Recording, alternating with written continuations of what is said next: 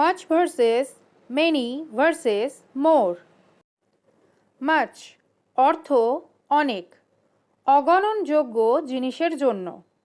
used with uncountable nouns. Bengali meaning অনেক।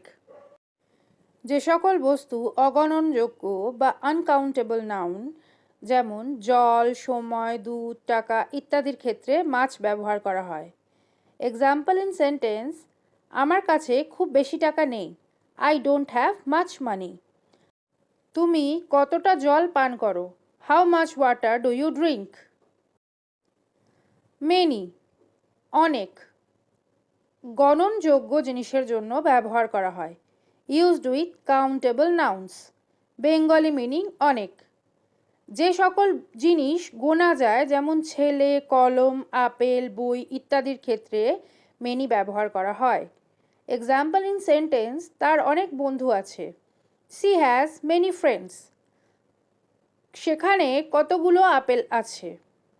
how many apples are there? more আরও অনেক বেশি, উভয়ের জন্য ব্যবহার করা হয়। used with both countable and uncountable nouns. Bengali meaning আরও বা অধিক।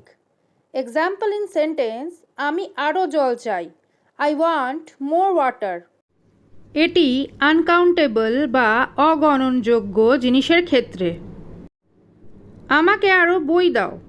Give me more books. এখানে কাউন্টেবল বা গণনযোগ্য বস্তুর ক্ষেত্রে ব্যবহার করা হয়েছে।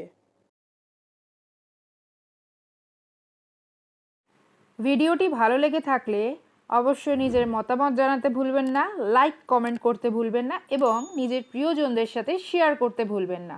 Thank you.